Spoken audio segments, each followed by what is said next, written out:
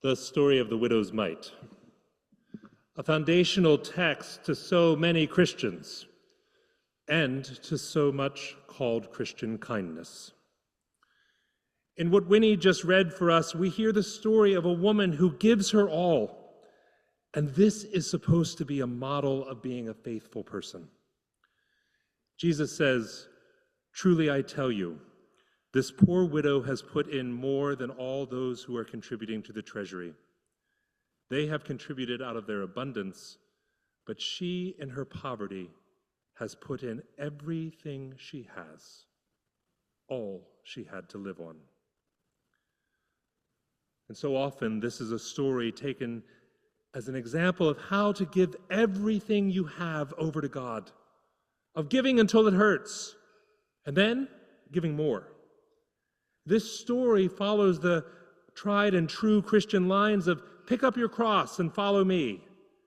This story follows the line of the cost of discipleship. This story follows the line of sometimes it's just too much. And when it's too much, the best thing to do is to do more and to give more and to give it to God. And baked into this idea is the end of it where Jesus tells his disciples that this is allegedly a good thing to do. The story of the widow's mite is meant to make good Christians out of all of us. Now, this story is a whole thing. It's been taught in Sunday schools. It's been preached about for many, many times. You've read it in classes. I imagine many of you come in knowing it today, with already opinions realized. You know what you think about the widow's mite, or at least you know the story. But do you come with the whole story? Or just with the second part, the real widow's mite part? The part that begins, he sat down opposite the treasury, and he watched the crowd putting money into the treasury. Many rich people put in large sums. Enter the widow. But this isn't the beginning of the story as Winnie read it this morning. It's the nugget of the story that we remember, sure, but it's not the beginning. And today I invite us to sink deeper into the text and to note a few things here at the outset. First, Jesus is sitting down outside of the scene watching. These are not things that Jesus normally does. This isn't Jesus's MO. He's usually in the middle of the action. And moreover, usually when he sees something he thinks is going wrong or that's going to cause a person some harm, he steps in and he stops it, or he fixes it, or he helps. But not today. Not today. Jesus doesn't come to the rescue today. He doesn't help the widow. A second thing to notice here at the outset. This story doesn't come on its own. It comes immediately following a teaching story. That's the beginning of what Winnie read, where Jesus is telling his disciples about the problems of what? The problems of the political leaders of their time. The story of the widow's mite doesn't come on its own as we often remember, or the model of Christian discipleship and kindness would have us remember it. The story of the widow's mite comes as part of a package deal, a package that begins with a commentary about corrupt government officials and a political system that doesn't work for everyone. In fact, it only works for a few. Beware of the political leaders, Jesus says, who like to walk around in expensive clothes, the ones who like to be greeted with respect wherever they go and to have the best seats in the house at all times. Beware of them, Jesus says. They devour widows' houses. This is his teaching just before he goes to sit down, out of the way.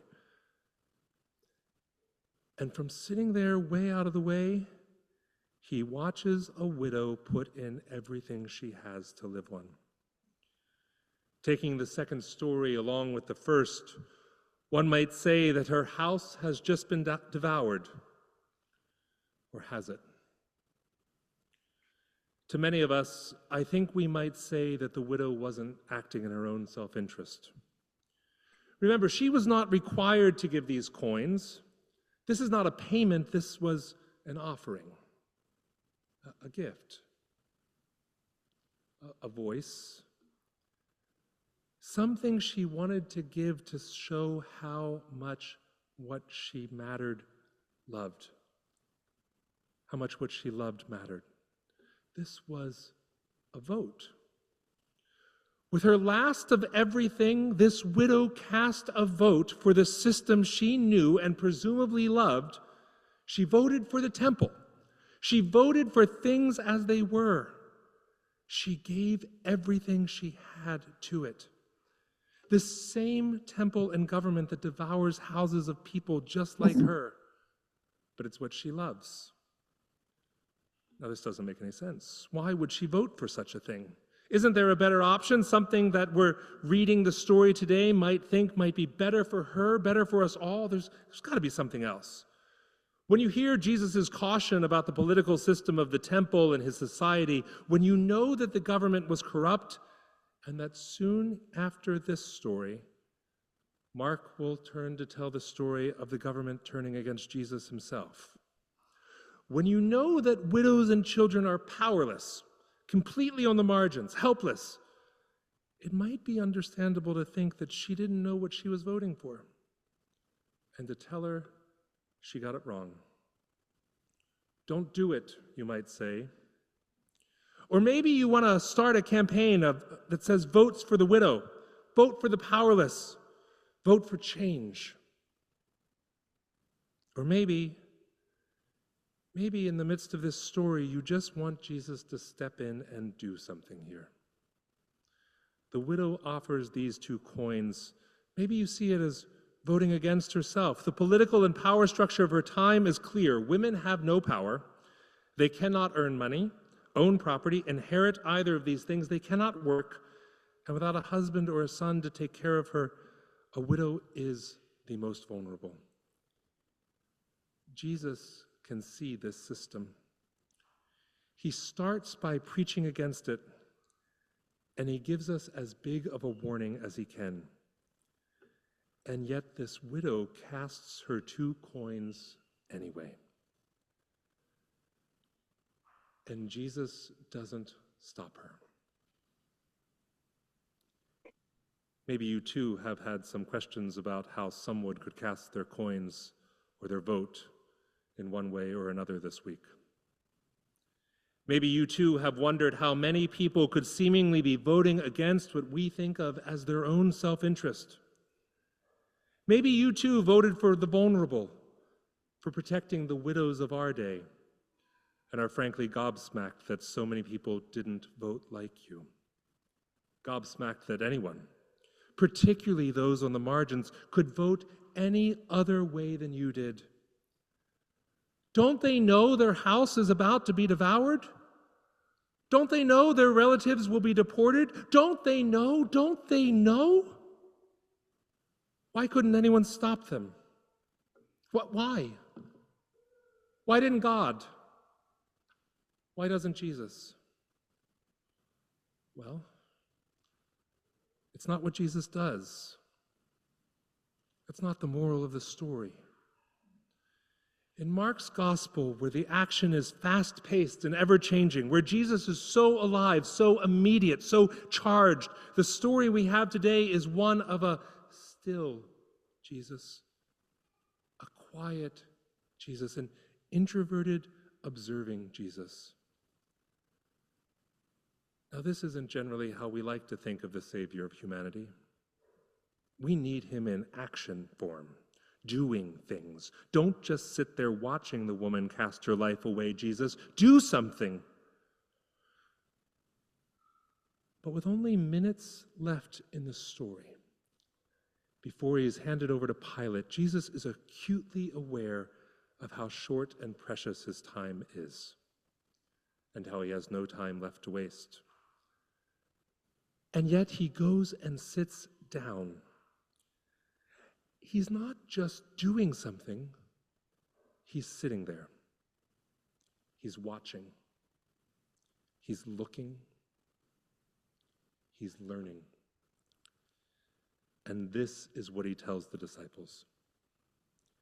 He tells the disciples what he sees.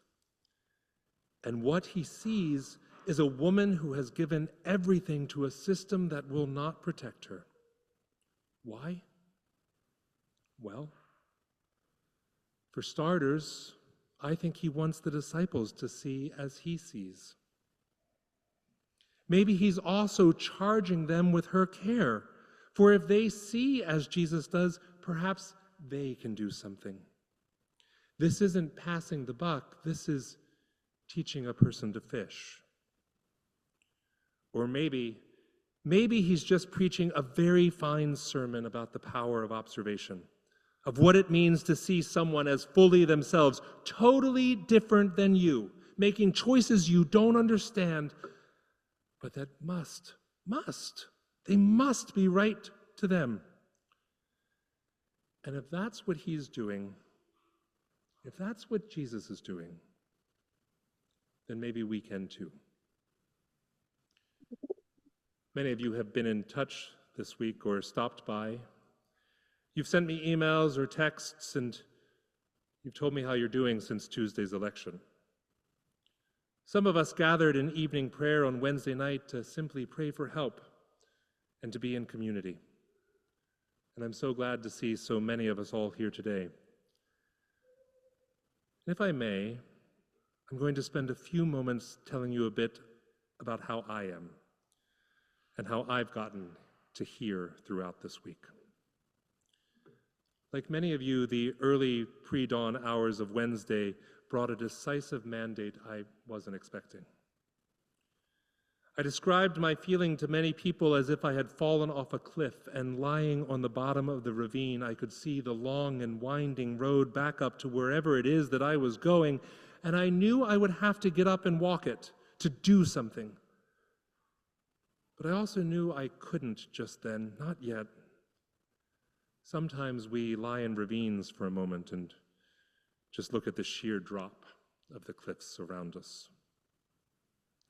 I took Wednesday and Thursday and Friday deliberately slow.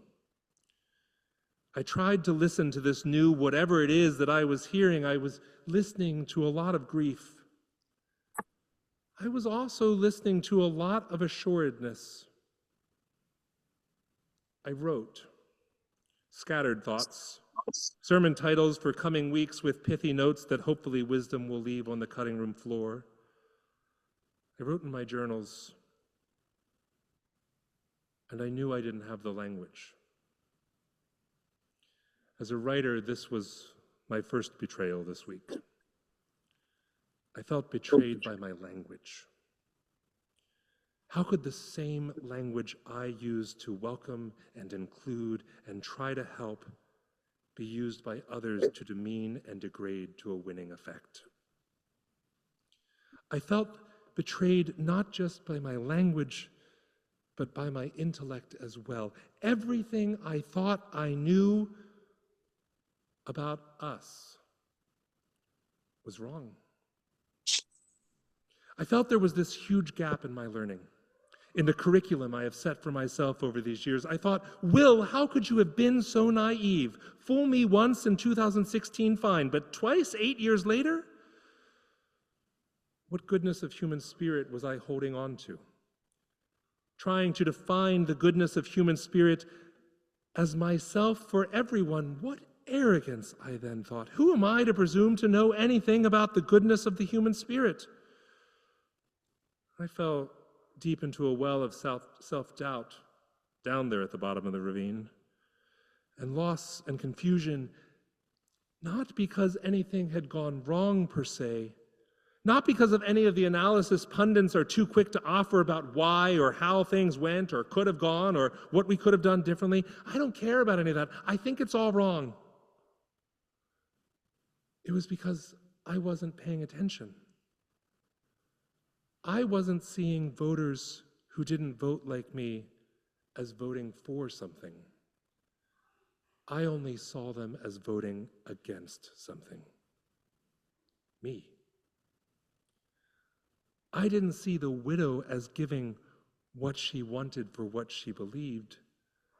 I only saw her as foolish, uneducated, misinformed, lacking in simple common sense. Don't give those 2 coins, you widow. You need them. They're the only things separating you from certain tragedy. How can you not see that? We all see that. But the thing is, the widow sees a great deal, and she believes a great deal. And by not trying to stop her, Jesus doesn't tell her she's wrong. Maybe part of what Jesus sees that I couldn't or didn't is the widow's belief in something she finds beautiful, something meaningful, something that, though it doesn't make any sense, not to me anyway, something that she believes will ultimately protect her. Maybe the widow isn't as foolish as I want her to be, and maybe I only want her to be foolish because I lack such faith to give away my last 2 coins. True confessions of a very human pastor this week. But what if Jesus, in sitting there watching and then reporting to the disciples, what if Jesus provides a different kind of approach for where we are and who we are? Maybe this is an invitation to learn more, to listen to what we don't believe in, and yet that someone else does, and without judgment. This is the hallmark of Jesus. Without judging, maybe we can find some new level of understanding or even appreciation. I'm not Jesus, so I'm not particularly holding out hope that I can do this, or that I even want to do this right now. I don't know that I want to appreciate this entirely other belief system right now, but I pray that my heart will soften. I pray that all of our hearts may soften, while also praying that our resolve may strengthen. On a different day, at a different time in the story than the one on which we find Jesus today, he's teaching another lesson that at first sounds very, very different than this one about the widow. You know this day. Remember the day when a very smart urban elite had all the right degrees and a good job, plenty of money, and a retirement account. He came up and he asked Jesus what the greatest commandment is. And Jesus replied to love the Lord your God with all your heart and to love your neighbor as yourself. If you listen in or sit with Jesus for a moment on the hill outside the treasury, I wonder if you too may find yourself thinking these 2 teachings aren't so dissimilar at all. The teaching to the man who asked is not love your neighbor by turning them into an echo of your own beliefs. It's love your neighbor as much as you love yourself. The teaching to the disciples about the widow is not, see what a foolish thing she did. It's, see what a faithful thing she did. Our neighbors may not agree with us, but the commandment to love holds fast anyway.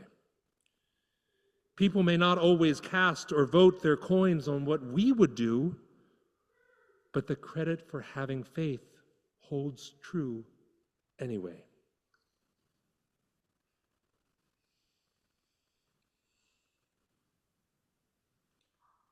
I don't particularly have a plan for much of anything that I'm going to do about or for anything just yet. That's part of what it feels like to be down in a ravine, starting to wipe the dust off and making your way to the stairs. But while I'm here, down in the dust, as dust I am, and to dust I shall return. While I'm here, maybe instead of racing back to try to do something, maybe I'll go pull up a piece of grass next to Jesus and watch for a moment. I'm going to ask him what he sees. And maybe he'll point some things out for me to notice too. And maybe there, seeing something new, maybe I'll find the faith of the widow.